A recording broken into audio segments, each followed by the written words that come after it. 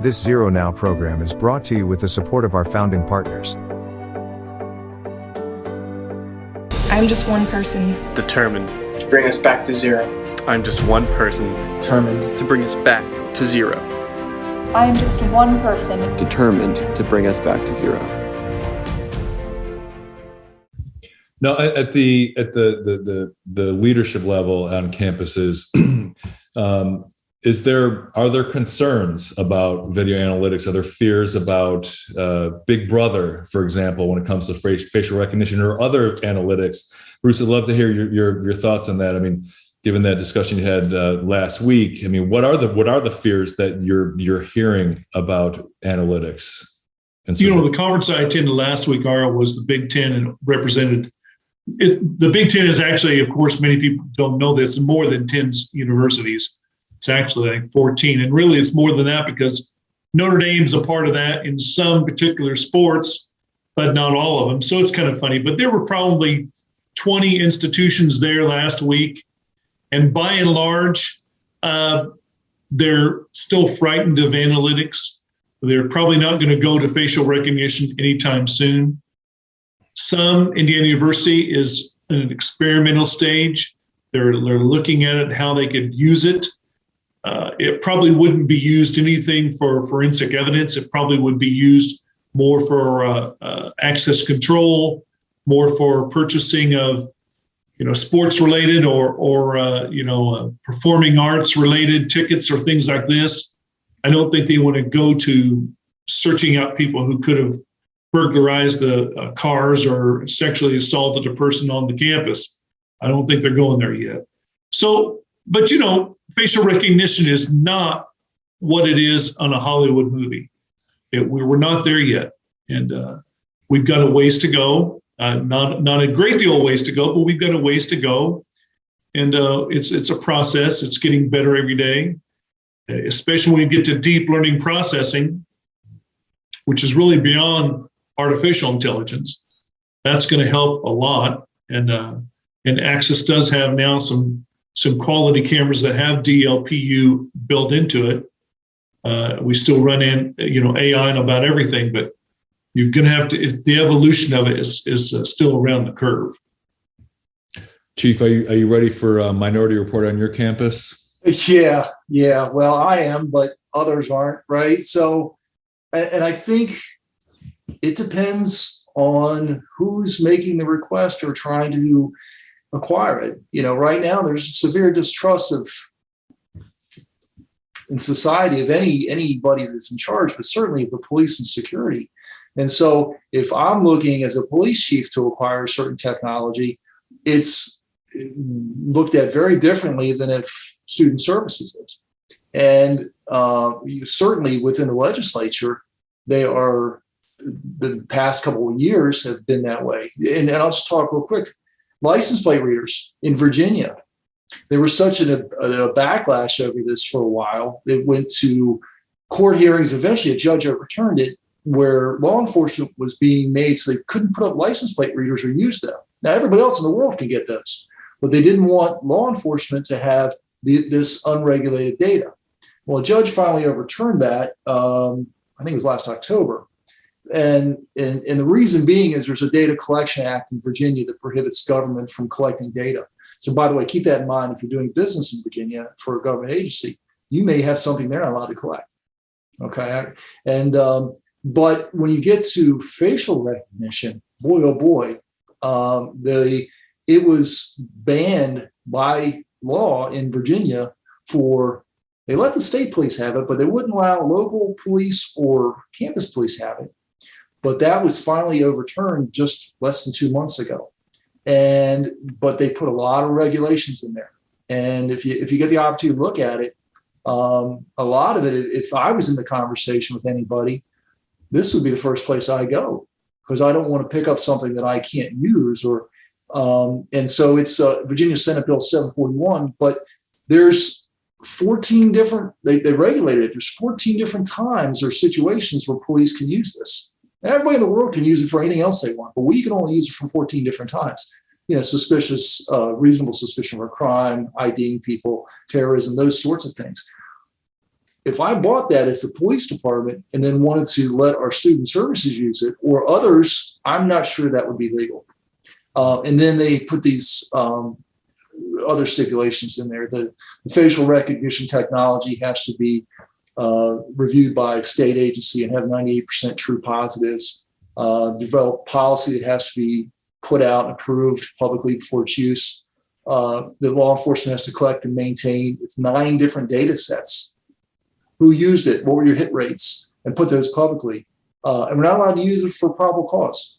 There has to be other things. So the question was, is there pushback? Yes. But I would say, back to what Bruce was also alluding to, it kind of depends on who's getting it and what their trust at that agency or that level. What do you think, Martin? These are great points, and agree with everything that's been said so far. I'd add on at Johnson Controls, we've been pretty lucky. We have a pretty big facial recognition task force. So we provide surveillance all around the world and countries everywhere. So this is a really important topic for us as we start to offer these kinds of technologies. Where is it legal? Where is it not legal? How can it be used? What do we do with the data? Data privacy is such a huge thing. Y'all probably know the California Consumer Protection Act with facial recognition and that belonging to the person, and other states that have banned it or certainly control it really heavy. So it's a third rail in a lot of places, and you have to be extremely careful about it. We have some very large customers of ours that absolutely refuse to use it. Large corporations that would normally use facial recognition, maybe for access into a building, for example. We do, on the other hand, we have some large corporations that only use that type of facial recognition for access to cloud server data, cloud server storage facilities. So they increase the level of their security based on that. But I wanted to add an interesting note on top of that. Is we have some technology that we call person re-ID, which doesn't use face. So it does use things like clothing color, shape of the body, a hat or a backpack. So it's not like I can find somebody that was here last week, unless they're wearing the exact same thing, but it's phenomenally accurate at finding a certain person. And it's not using facial. So you kind of skirt around those issues. It doesn't look at the face at all. So there's really some interesting things that are coming out as we speak on how to ID somebody, but actually not use their face. I think it's a great point. I want to embellish on it, Martin, because you're right on target with that. 2 things I want to make a note here. One is, there's a difference in the facial recognition from a research standpoint, trying to fact find someone. Let's say you had you're at a football game and there's been these car burglaries and we've got a description and we're trying to find this person. That's one way, and that's probably it's going to most dubious way. But the other way is just like if any of you listening right now and watching this have a smartphone and you have the facial recognition that unlocks, you've given them permission to do this. And this is the kind of thing that I see is probably the next step. You're going to have a lot of institutions that will allow you, you're going to put your image in here, say, oh, well, I want to capture my image so I can unlock my door. That's probably what we're going to be to on the universities and colleges across the country. But back to your point, I really want to talk about this in more in depth. Is a situation of 4 investigators, 4 law enforcement officials on college campuses that might be, again, searching for someone that's been pickpocketing or searching for someone who's damaged some cars or burglarized some cars. You can input the more data, a red hat with a red shirt. Now, if you're going to a St. Louis Cardinals game and you say he's got a Cardinals hat and a Cardinals shirt, well, it's going to be kind of tough to narrow that down a little bit. But if it's in St. Louis and you're looking for a Chicago Cubs fan, that might be a little better. You give a little narrower group to search. But the point is, if you're just looking for someone, let's say a suspect who is sexually assaulted, and they always wear a New York Yankees hat, you can both do research from the history of your video that you recorded, and you can look for someone wearing a hat. And that's not facial recognition. And all it does, and to Dan's point, because he mentioned what they call probable cause, it would help law enforcement to have more probable cause or better probable cause that then maybe stop that person that they see that's wearing a New York Yankees hat at 3 o'clock in the morning who just left the parking lot that's been vandalized. That makes any sense. Yeah, no, Dan, you had a thought on that? Yeah, so remember earlier I mentioned the license plate readers were not allowed, and then they overturned that. The reason they overturned it is because there was a law in Virginia, as I mentioned, that said the state can't retain certain personal identifying information unregulated, et cetera. But they determined the license plate readers were not personal identifying information. So that makes me think about facial recognition, or if we're just looking for the hat or the body style. I think at some point where they have these rules and regulations, that's going to be the litmus test. Is it a personal identifying information? I don't have the answer to that. I don't know. I guess some judge somewhere will decide if my face is personal or not. But, we give it up to, as you said, to Apple and all those, but that's not a government entity. When you're talking state colleges, universities, K through 12s, or they're going to be regulated at some point, probably, I would imagine, across the country, somehow like that, because they're trying to rein all this information in. Well, let's talk about I think Bruce mentioned this earlier about forensics, shifting the use of security cameras for forensics to prevention, and obviously utilizing video analytics. One of the registrants, as they registered, asked about Uvalde and recent mass shooting situations. Can surveillance technology be used to prevent or initiate some sort of response based on a perpetrator with a firearm? That's Bruce, you want to take that? Yeah, I mean, I think first on, and Martin will probably agree with me here, Johnson Controls and Axis has worked very hard recently in the prevention of crimes. All really video was 10 years ago was great forensic evidence of things, but now with gun detection analytics that are able to be seen by a camera lens, there's sound detection that can be heard through a camera or heard through a sound device. There's pre-recorded messages that can be sent to somebody that at 2 o'clock in the morning might be thinking about burglarizing a building, and they're looking in the doors and they're shaking the doors. And then all of a sudden an announcement comes across because the camera is watching them, and they've stood there for more than 45 seconds, and that's triggered an alert. And we say, we're going to call the police. Please stand where you are and wait for the police. And of course, they're going to take off. So this is prevention. We have recognized, we've heard the end users loud and clear that we want to help you on the prevention side and just be better forensic evidence, because we can do a lot of things in terms of technology, but if we're not helping to prevent the next tragedy, shame on us. Well, and that's one of the things we always discuss here as a ZeroNow community, that it is all about prevention. We're looking for not just technology, but behavioral issues.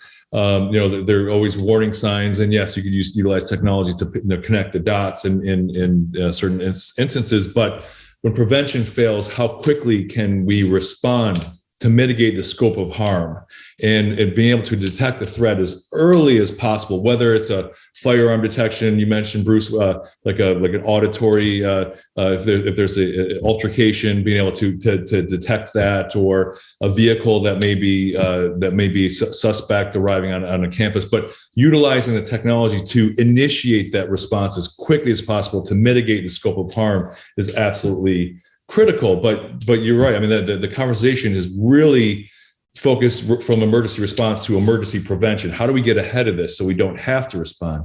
What do you think, Chief? Yeah, so we first responders respond, right? So we're responding, and we're always behind on the information curve. So at the college, we've got panic dialers in the classroom, and the expectation was, the way it was sold, quite frankly, by the IT folks was, You push the button and poof, magically the police are going to appear in your classroom and save the day. I pushed back against it. I said, it doesn't tell us anything. You may have a medical emergency, and by the time we get there, we've lost time. So if we're able to have these smart analytics provide more information faster, we can get the right resources to the right places. And then back to the active shooter question, another thing that's come up with this technology is colleges, universities, and K through 12s in Virginia are all required to have threat assessment teams. And it's growing across the country. And quite frankly, I think it'll continue to grow even into populations municipal. If we have a person we're watching, we're doing case management on, it's very difficult once they're no longer at our institution. But if we have the ability to have their photo or somehow have the technology watch, and if they showed up, would we be able to prevent them from going somewhere, harming somebody, and having a better alert?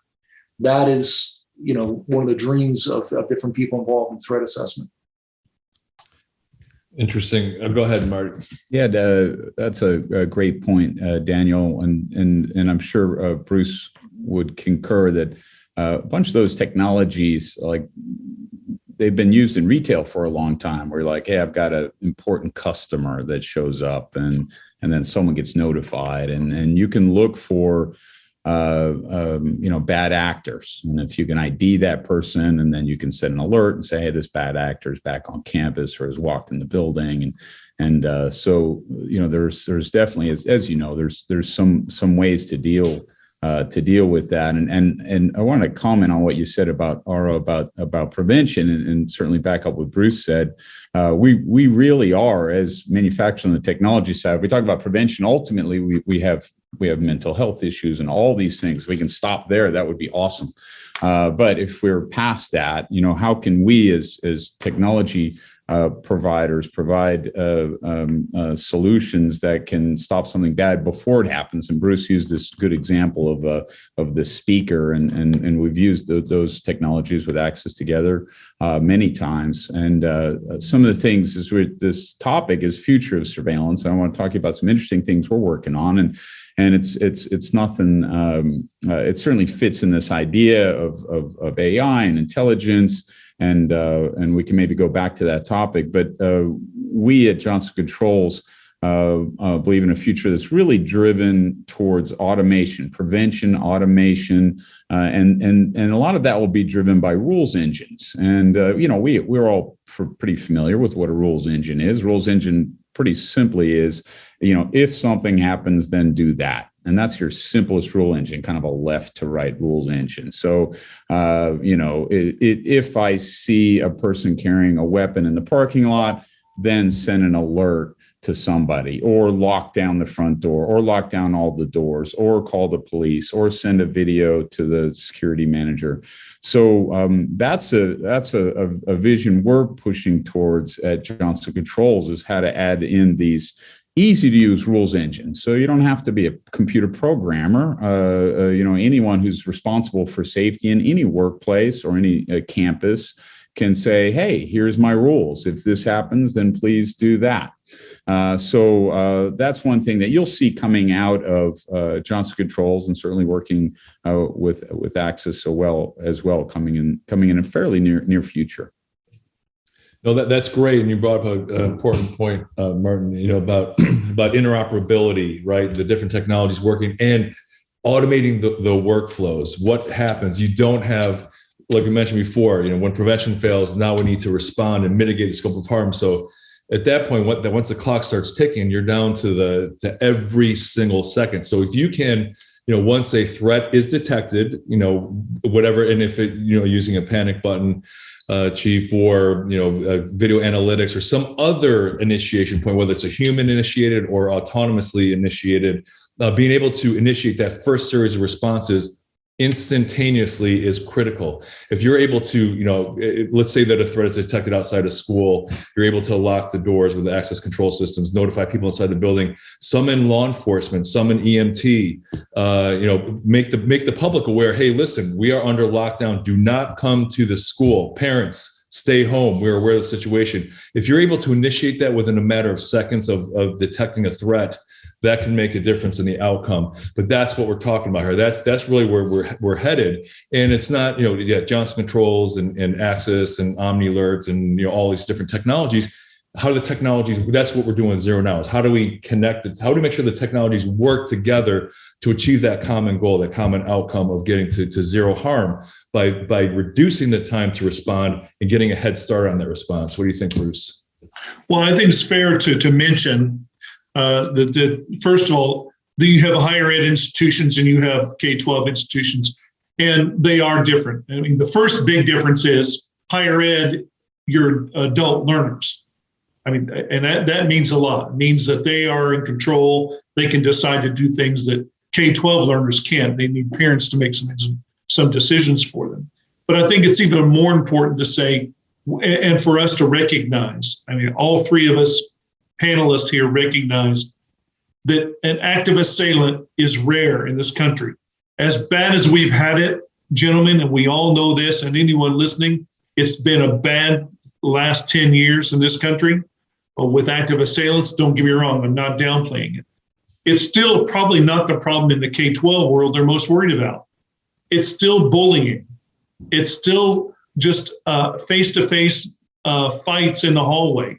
These are things that we use. So how does that work for us? Well, we have analytics that just can listen to sound, for example, working off that same camera and an audio device on that camera to hear the differences in the voices and how they escalate when people are in a fight, in a scuffle, whatever, and yelling at one another, or even a bladed attack. We rarely talk about a bladed attack as opposed to a handgun or a rifle.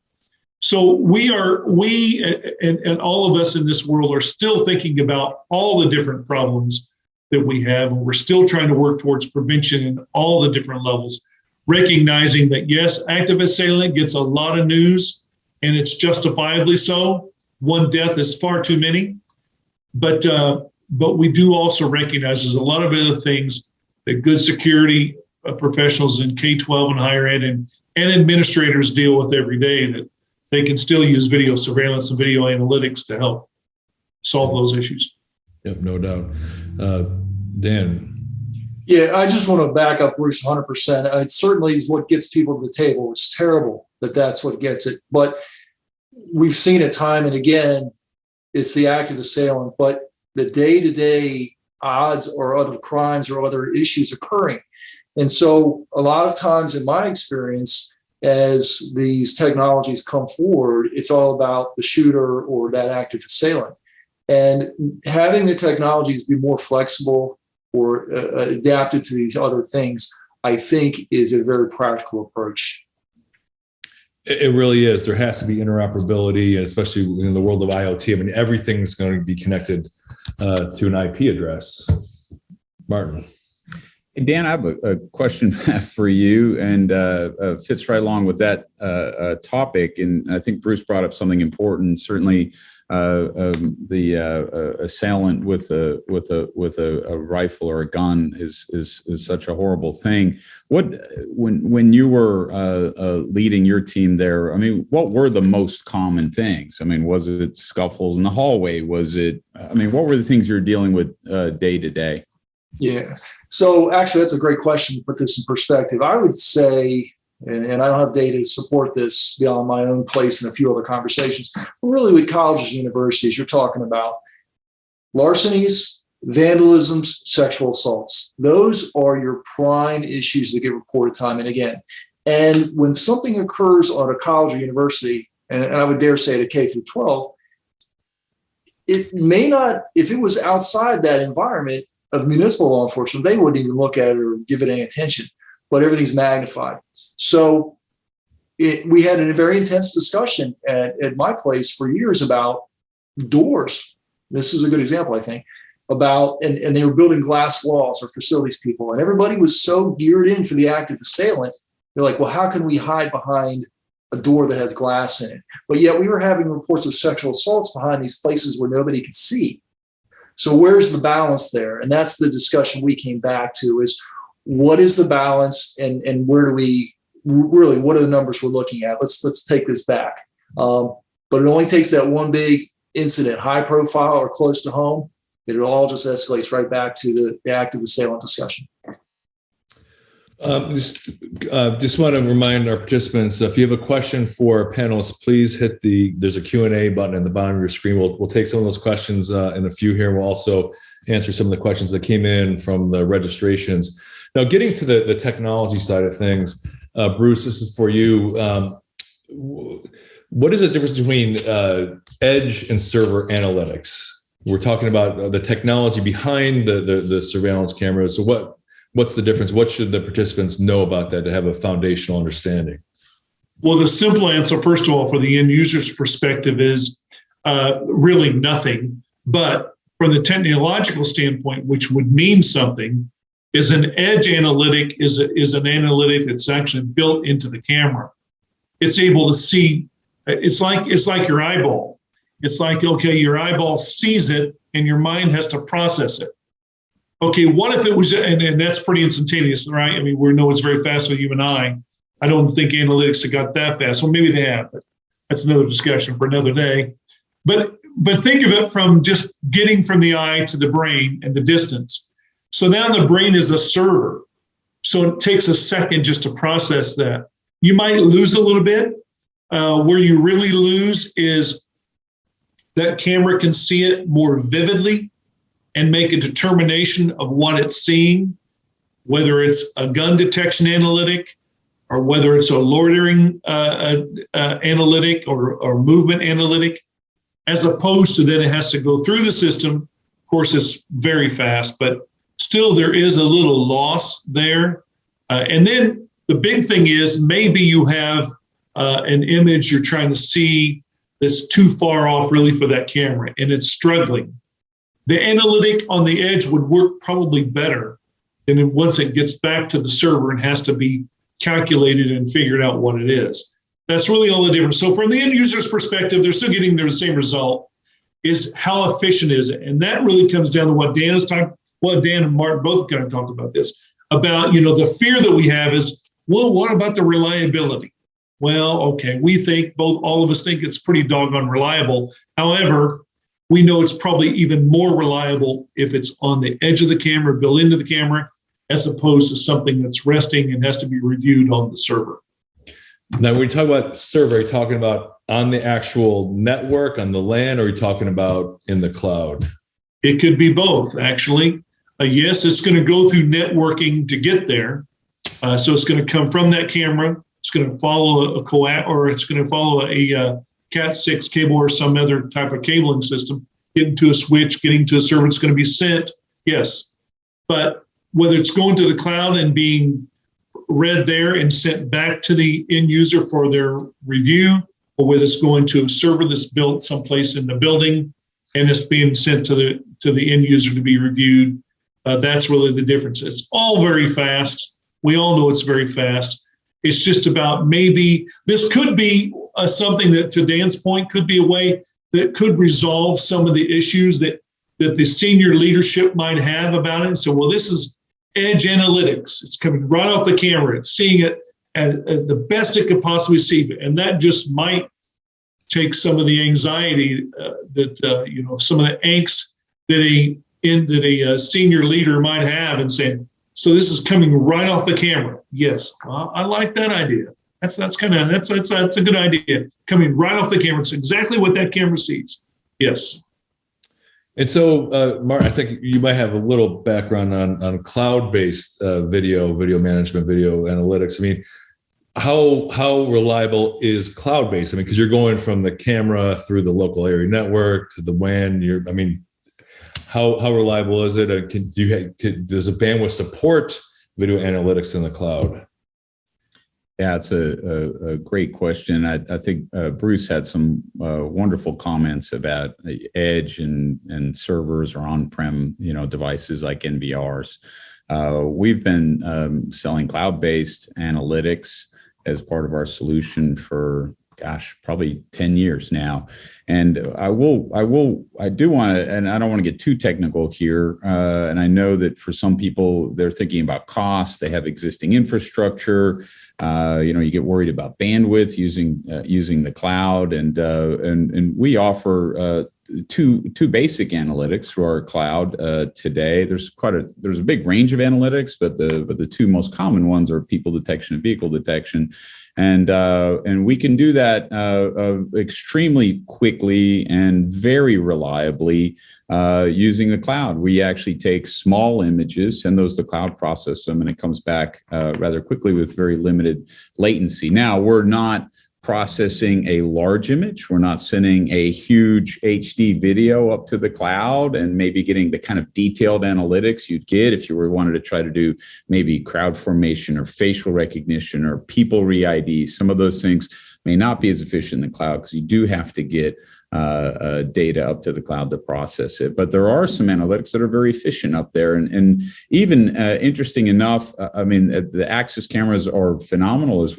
we all know. But if you have some existing installation before you think about upgrading something like that, or if you don't have the budget to do something like that, you can process some analytics in a pretty cost-effective platform using your existing cameras. So there's some interesting ways to handle analytics, and whether it's on the edge, on the server, or in the cloud. Now, from a hardware perspective, I mean, where are things headed with hardware? I mean, Bruce, you mentioned, is it, building smarter cameras that have analytics? I mean, is there exponentially just going to continue to increase the quality of the image? Where do you see things moving as far as the hardware is concerned? Well, I think quality of cameras can always be improved, probably. I think that I'm never going to say that we've reached the peak, because someone smarter than me comes along, some young kid that can figure out another way to make a focal lens just work that much better. But what I will say, I think is important to say, is a lot of times I see the underutilization of a lot of of our surveillance equipment, and maybe the misutilization. And what I mean by that is, maybe you're putting a camera in a location and expecting too much from it. Well, you take, let's say, one of our M series cameras, and I'm not, just for argument's sake, take one of our M series cameras, and you want it to go 30 yards, and you want to be able to see a person's face and like they're looking right, 4 feet from you. Technologically, that's just not possible. That camera cannot do that. And many times we say, well, yeah, but that camera's only, $205. So that's the one I want to buy because I can afford that. Well, maybe that's what you can afford, but the how and why, that's what I said earlier. Why are you trying to do this? How are you trying to do this? What are you expecting to accomplish? Because if you think that camera, just because it's there, it's going to give you the image that you want, you're probably mistaken. And that's where people like Martin and his team and our team and folks can help the end user by saying, look, what are you trying to accomplish? What's your goal here? What do you want to see? It's what I always call the IRI, the information, the recognition, and identification. 3 different levels that you get to. Information can just be the date and time you want to see somebody was in the parking lot at 2 o'clock in the morning on the 14th of June. But then you get the recognition, which is a better quality. You certainly can tell the gender, you can tell the race, you can tell maybe the height and the clothing. And then you get the identification where you have such ability, you can actually see the person's face and reproduce it and put it on an image and say, we're looking for Bruce Canal, here's what he looks like.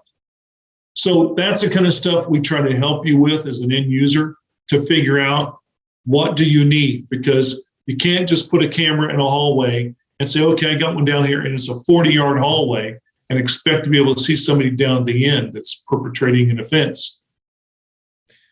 Chief, as an end user, right? So tell us about your camera infrastructure. Where did it start? Where did you get it to, and why did you augment your surveillance infrastructure? Sure. Well, first of all, I'm not going to hold myself up as an example to this, because quite honestly, I've got a great system where I've got a lot of cameras, and we've done a lot, but we are still far behind. So when I came to work there, it was decentralized. Keep in mind, Nova's got 6 campuses, and things were not as centralized as a police department. And so whatever was at that particular campus was on sale, I'll say, is what the people at those campuses bought. There was no standardization of the type of equipment, the locations, et cetera. It was about 400 cameras. Now it's about 1,800. So it's significantly increased.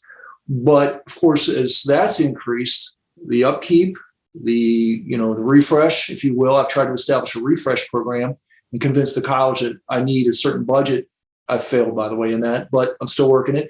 That certain budget every year to refresh it, just like they do for computers. The equipment is bought, and I was alluding to this earlier, is under a police program.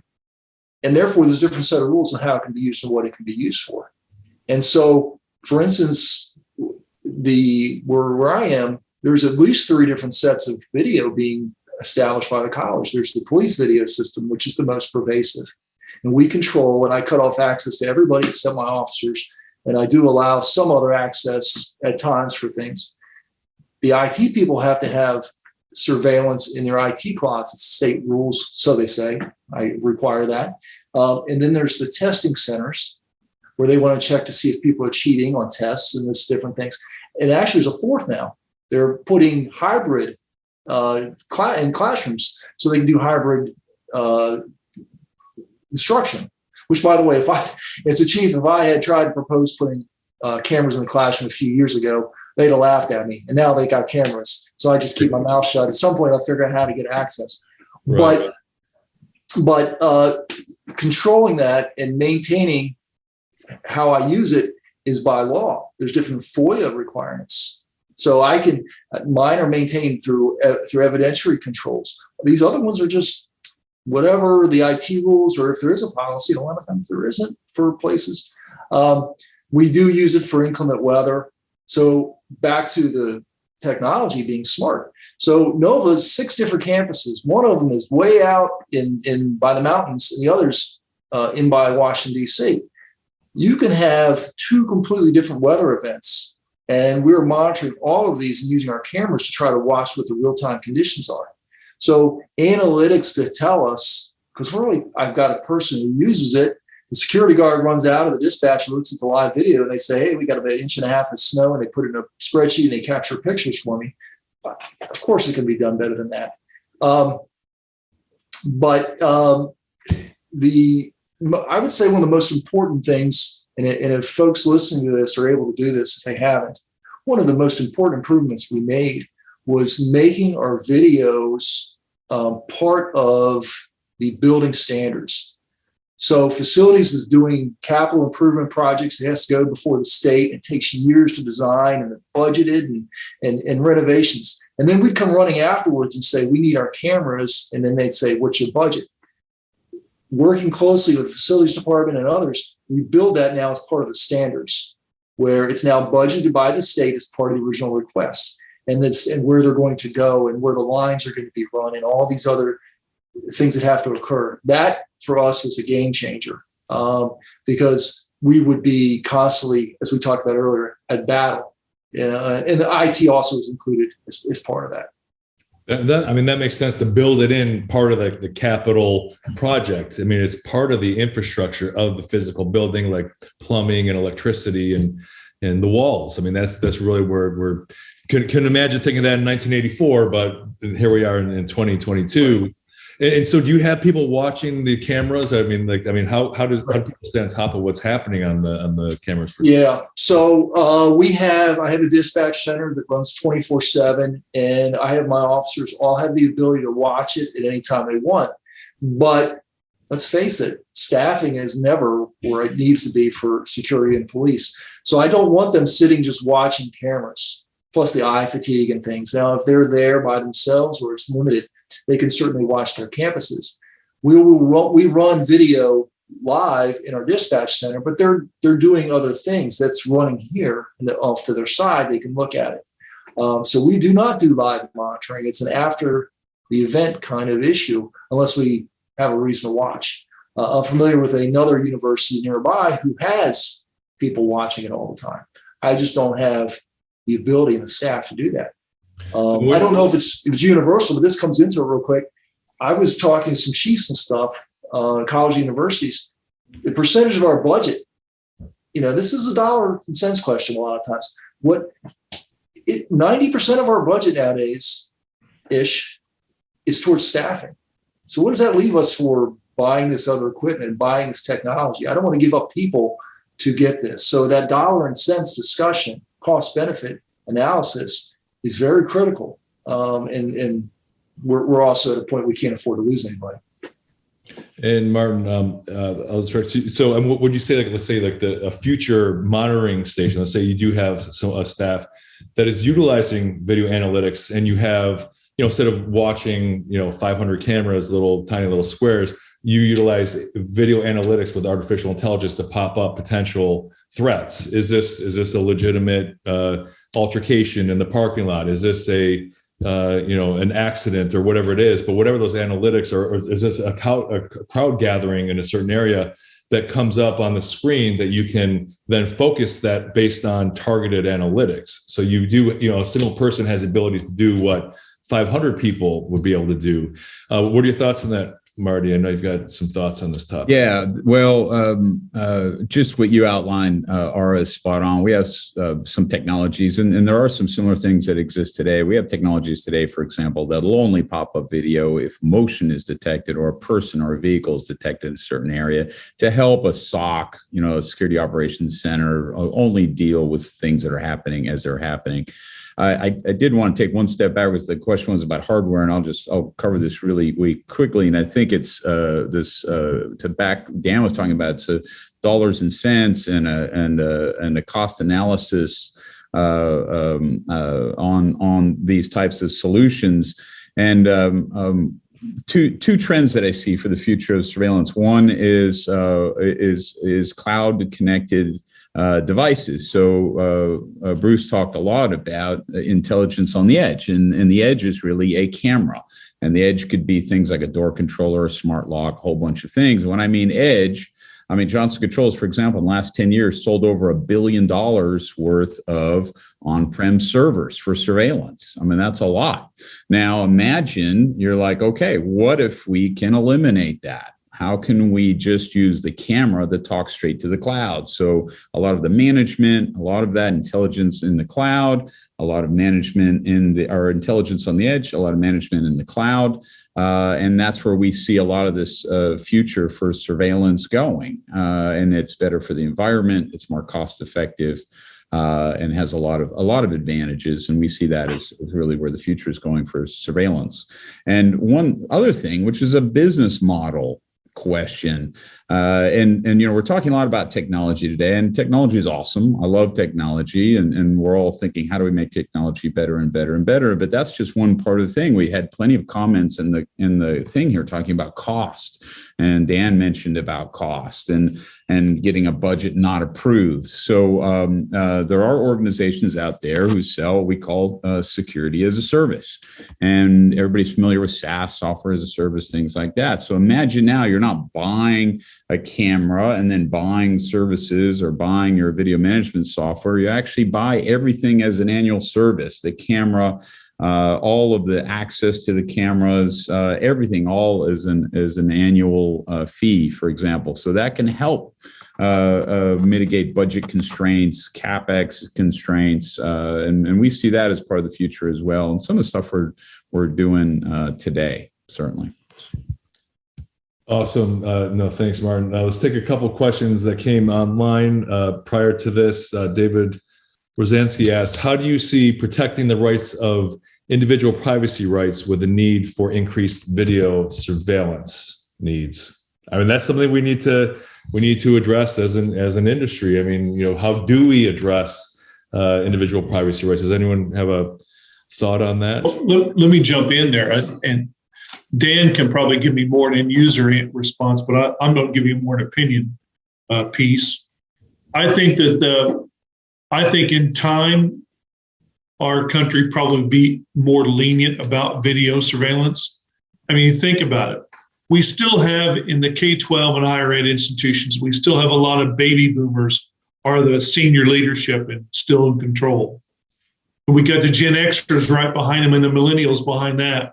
Millennials have seemed to give away their rights far more liberally than the baby boomers probably ever would. And while now you see a lot of those millennials are now assistant principals in high schools, maybe a few are principals, but you still don't see a lot of them as the superintendents. They haven't risen that level yet.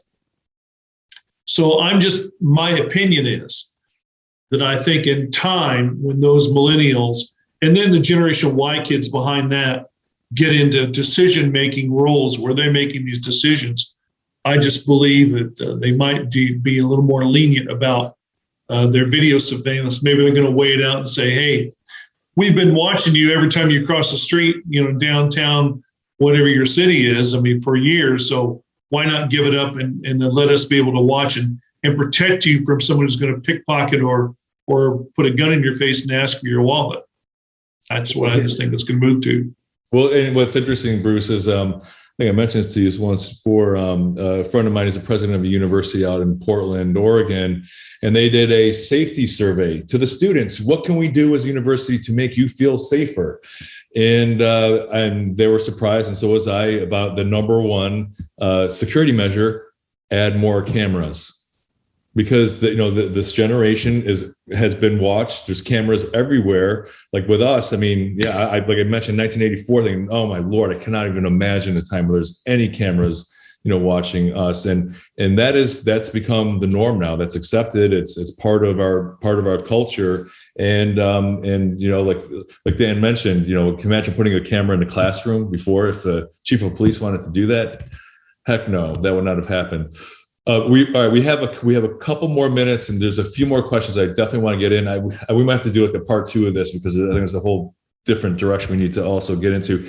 So let me ask you this. I'll direct this towards Martin.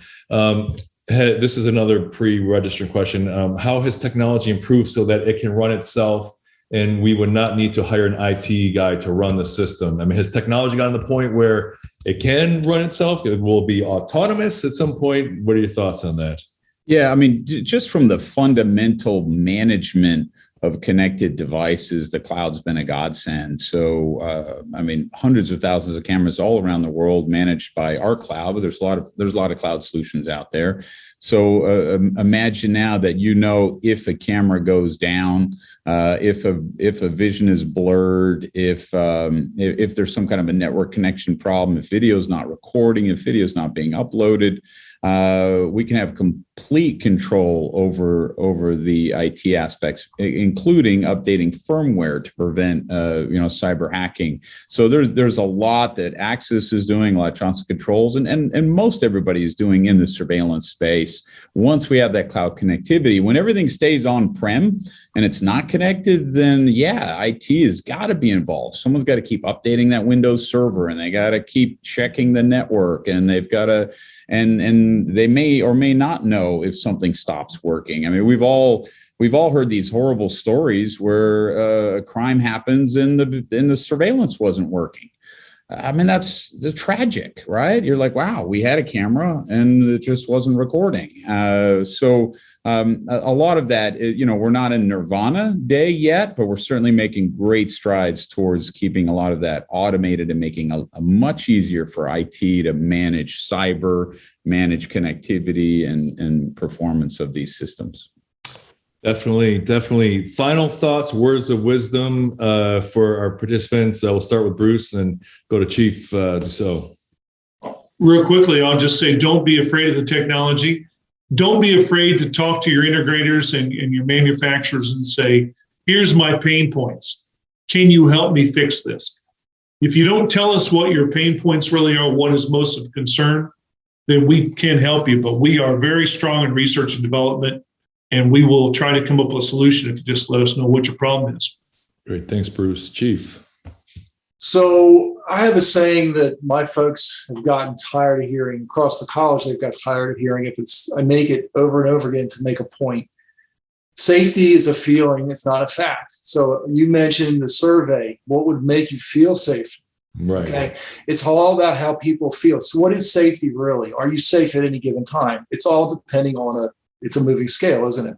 So paying attention to what that culture, what that environment is, and what people are saying specifically is critical. So if they're scared that they're going to be the victims of a mass shooting, that solution may be there, but very different than if they're scared they're going to get their stuff stolen in a classroom or whatever. So staying aware of that and realizing that their own individual experiences determine how they're feeling. So if millennials are comfortable with cameras, they're going to feel safer with more cameras. Other generations may not have had that. They may feel less safe with that camera. Right. Yep. No, absolutely. Thanks, Chief. And Mr. Renkis, final thoughts, some words of wisdom. It's first of all, this has been fantastic. I've really appreciated the opportunity. I'll end on something similar to what Bruce said. Is, you know, Bruce was along the lines of don't be afraid of technology, and I can't agree with that more. But I would add that there's a lot of practical application that's limited by budget. We deal with it every single day. We have customers like, oh gosh, I really wish I could have this many cameras here. I wish I could offer that. And I wish I could do that. And it's budget. And of course, there's plenty of people out there that, you know, they have plenty of budget and they can do whatever they want. And those are rare though. So, you know, my advice would be along the lines of like, don't be afraid of the cost, meaning I'm not saying don't be afraid of spending a lot of money. What I'm saying is that these technologies are getting more cost effective almost every 6 months.